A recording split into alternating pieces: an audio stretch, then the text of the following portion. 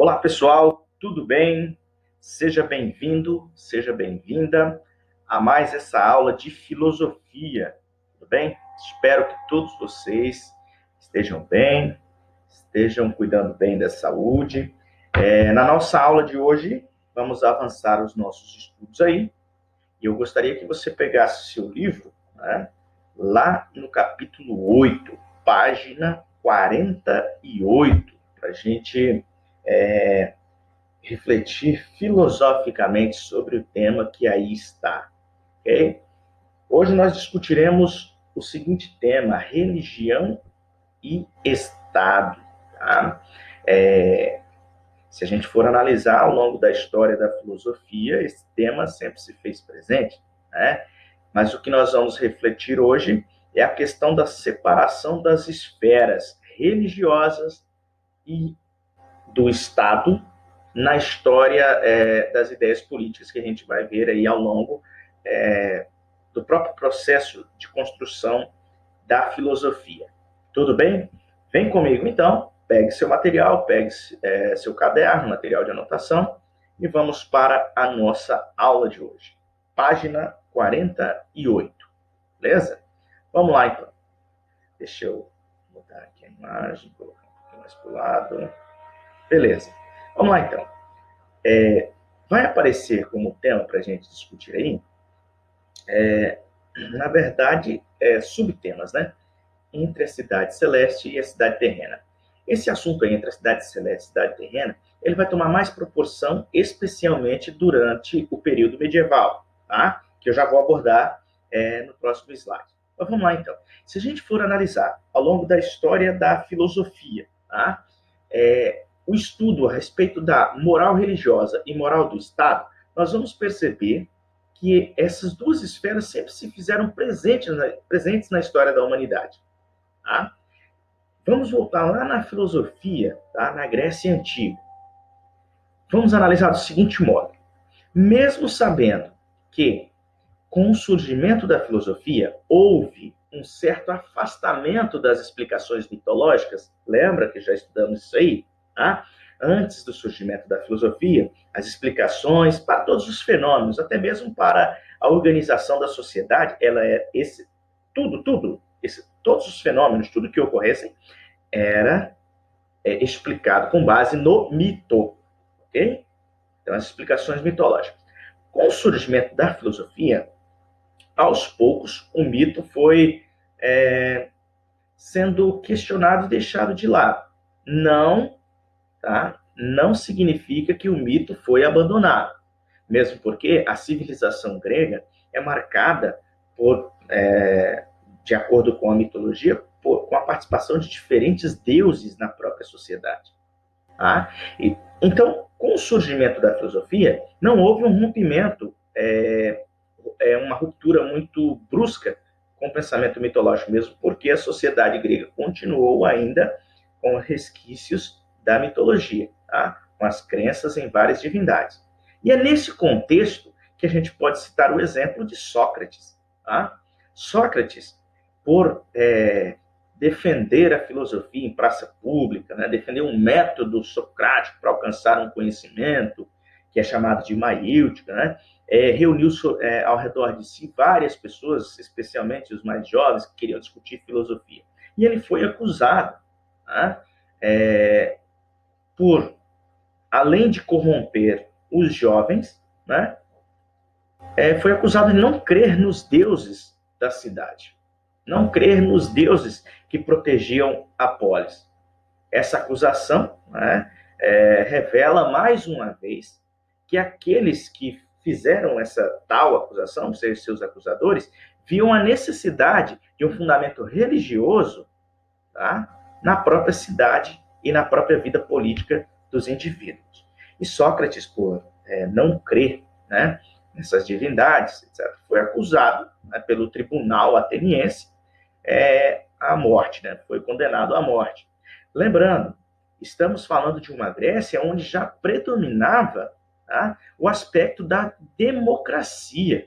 Tá? E a democracia ateniense era uma democracia considerada como democracia direta, ou seja, os indivíduos iam em praça pública, ou seja, na ágora, decidir os rumos da polis e escolher aqueles que poderiam administrar a polis de maneira direta. Tá? Ou seja, mesmo havendo democracia no pensamento grego antigo, é possível perceber aí que também havia resquícios do pensamento religioso determinando alguns comportamentos políticos e sociais. Então, muitos, inclusive aqueles que o condenaram, acreditavam que se não tivesse a crença nos deuses da cidade, a própria cidade estaria em risco. Partindo desse princípio, já se nota que ao longo de toda a história da humanidade se vê a presença e a participação de influências, seja do pensamento religioso, seja do pensamento político. Tudo bem? Mas, avançar um pouquinho na história, na Idade Média, e como nós já estudamos também, há a predominância do pensamento religioso. Isso nós já estudamos em anos anteriores. O pensamento medieval, a filosofia, passa a ter o seu aspecto teocêntrico. Tá? A principal preocupação da filosofia, especialmente dos pensadores cristãos da época, era defender o cristianismo. Lembrando, nesse período da Idade Média, especialmente já consolidado, o cristianismo, ele passa a ser uma religião como se fosse oficial do Império Romano. Isso significa o quê, professor? Significa que havia uma centralização, tá? E uma aproximação muito grande entre Estado e Igreja. Tranquilos?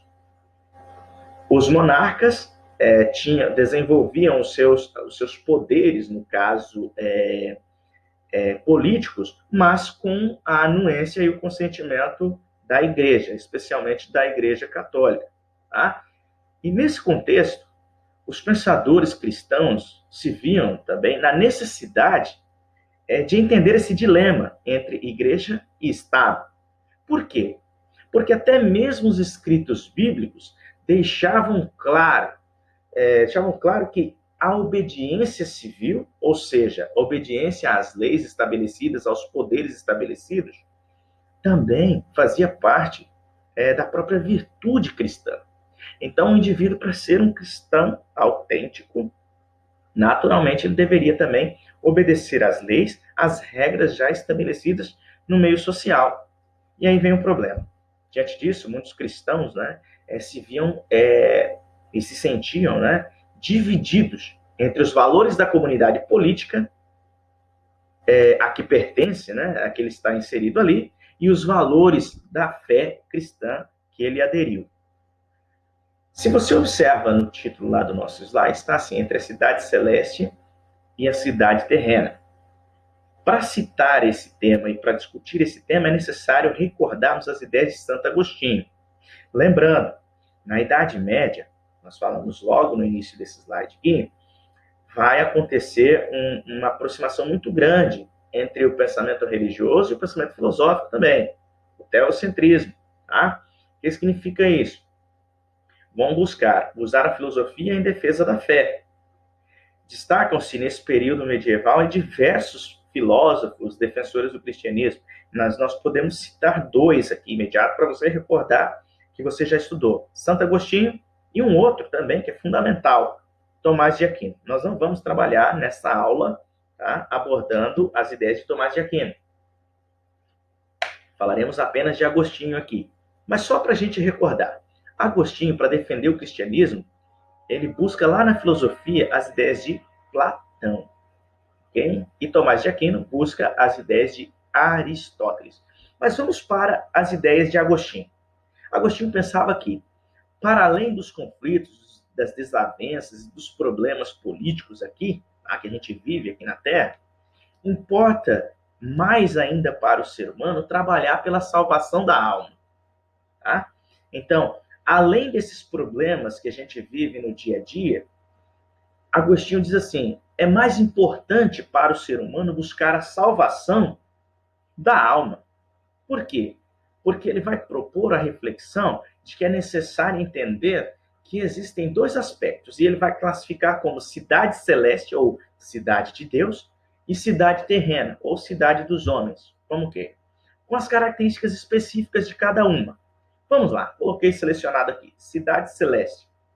A cidade celeste é aquela que reúne os valores eternos e espirituais, aos quais os seres humanos devem se ligar. Ou seja, cidade celeste seria a busca que o ser humano deve fazer para alcançar algo tão especial que só Deus pode conceder. O homem deve buscar fazer essa ligação espiritual com Deus. Outra característica da cidade celeste. Cidade celeste tem como base o amor à verdadeira justiça, que é o amor a Deus. Por que ele parte desse princípio? É simples. Se Deus é essa perfeição, é esse amor absoluto, naturalmente ele é a justiça. Então o ser humano deve buscar se aproximar cada vez mais de Deus, porque uma vez que ele se aproxima disso, mais ele pratica a justiça e o amor. Por outro lado, temos a cidade terrena, está aqui do lado, tá? Está destacado aqui também. A cidade terrena tem como base o amor de si próprio. A cidade terrena é aquela que reúne os valores temporais, os bens materiais, as coisas que o tempo pode levar, tá? As coisas que passam. Só que tem um porém. Para Agostinho, essas duas cidades, cidade celeste e cidade terrena, teriam certa ligação, porque não tem como viver a cidade celeste sem considerar que o indivíduo está relacionado, está vivendo na cidade terrena. Então, o que resta ao indivíduo? Fazer dessa vida aqui, dessa vida terrena, tá? Uma busca por alcançar uma justiça que seria estabelecida, tá? Pelo amor a Deus. Porque Deus é justiça, Deus é o amor absoluto. Então, uma vez que a cidade terrena consegue colocar em prática os princípios e os valores cristãos de proximidade com Deus, naturalmente ele vai viver a justiça e a sociedade vai viver melhor. O mundo vai ser melhor.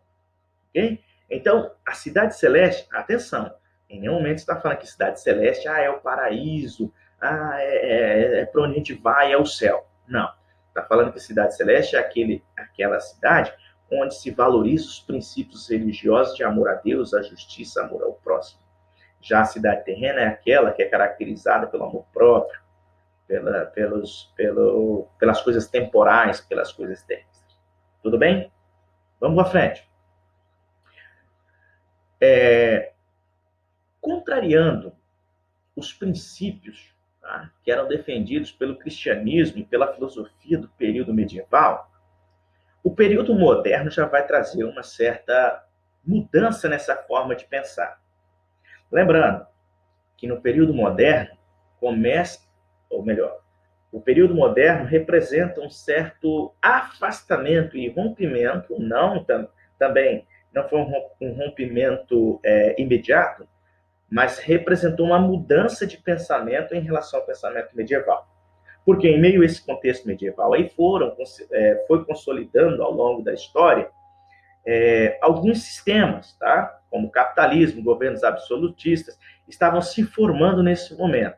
Então começa a perceber que aquele Estado que estava atrelado ao pensamento religioso, à igreja, lá do período medieval, esse Estado precisa ter uma nova estrutura, tá? Uma nova configuração se faz necessária para a construção dessa sociedade. E qual foi a solução encontrada para isso aí no pensamento moderno? Separar. Separar o quê? Separar a esfera religiosa ou a esfera da igreja da esfera do Estado. E deixar o Estado, ou devolver ao Estado, ou dar ao Estado, o seu aspecto de laicidade, ou seja, conceder ao Estado o seu aspecto de liberdade, tá, em relação ao pensamento religioso. Então, o Estado passa a ser considerado como um Estado laico. Tá? E essa solução é garantida especialmente por uma coisa marcante no pensamento de John Locke, chamado direitos naturais, okay? Que é um filósofo moderno também.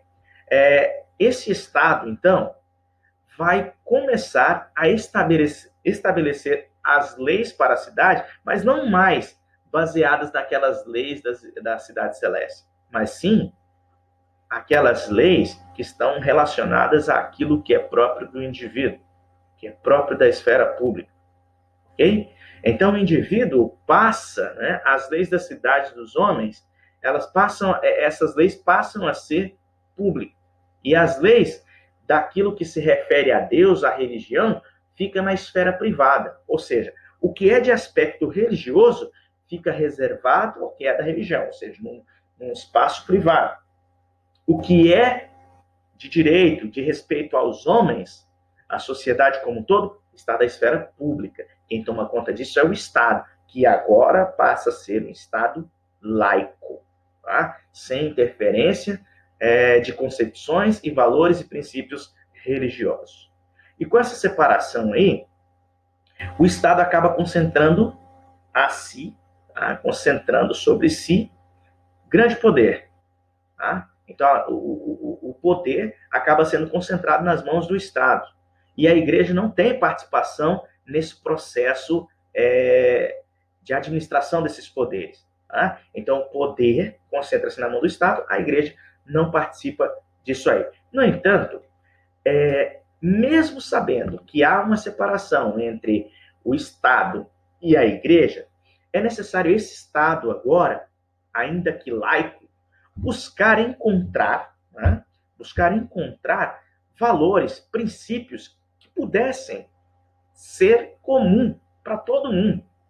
Então, o Estado, mesmo na sua laicidade, teria que buscar, né, encontrar e manter valor que fosse comum para toda a comunidade, para a sociedade. Mas como resolver esse problema? Vamos lá. Por meio dos direitos naturais, que aqui está destacado. Direitos com os quais todos os homens nascem e cuja razão pode reconhecê-los como verdadeiros, independentemente da religião. Então, o Estado, com sua laicidade, vai garantir ao indivíduo a sua liberdade e os seus direitos naturais. Que direitos seriam esses? Um exemplo, direito à vida, direito à propriedade. Então, na modernidade, vai haver esse rompimento com a igreja, o Estado assume seu aspecto de laicidade e vai garantir aos indivíduos, especialmente os seus direitos naturais. E para concluir, vamos analisar um outro aspecto dessa mudança de pensamento que vai proporcionar o crescimento cada vez mais do poder do Estado. Tá? O Estado, rompendo com o pensamento religioso, assume muito poder e esse poder vai crescendo cada vez mais. Então, o Estado laico, querendo ou não, ele acaba prometendo uma certa liberdade aos indivíduos, mas muitas das vezes os seus meios impedem que essa liberdade se cumpra. Por quê? Algumas vezes elas acabam resultando no seu oposto. Como assim? Uma vez que o Estado concentra o seu poder, como que isso ocorre? Uma vez que o Estado concentra o poder em si, tá? Ele passa a ser o único mediador das coisas. Ele passa a ser o juiz de tudo. Ele vai dizer o que pode, o que não pode, o que está certo, o que não está certo. Então, concentrando o poder em si, corre-se o risco de que aquelas liberdades que anteriormente seriam garantidas, corre-se o risco de serem sucumbidas. Por quê? Porque o Estado, concentrando sobre si o poder, é ele quem vai ser o juiz das ações humanas. Essa reflexão é fundamentada especialmente com o filósofo, sociólogo alemão aí, Max Weber, que você já estudou na disciplina de sociologia, eu tenho certeza absoluta. Tá? Max Weber definiu o Estado como aquele justamente que detém o monopólio legítimo da violência. O que é isso? É assim, o Estado é aquela instituição que pode aplicar a violência, mas uma violência garantida por ele. Ou seja, eu aplico a violência, vou agir de forma violenta, mas garantindo a legitimidade dessa minha ação. Então, o Estado tem esse monopólio, ele pode fazer isso. E como que o Estado faz isso?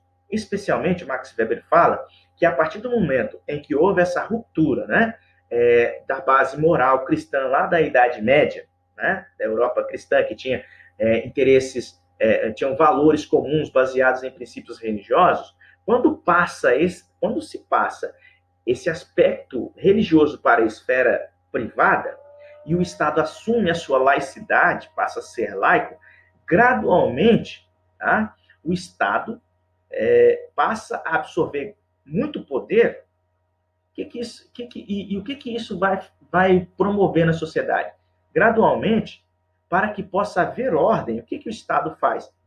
Ele estabelece que é necessário, que é preciso, no caso, criar obediência hierárquica de cima para baixo. Primeiro o Estado, depois os aspectos individuais. E, nesse caso, o Estado, para garantir, né, que a sua ação possa ser legítima, seja ela violenta ou não, o que ele faz? Ele cria lei. Então, ele vai agir conforme a lei. Por quê? Porque ele é que vai ser o juiz garantidor de formar a lei e julgar a própria lei.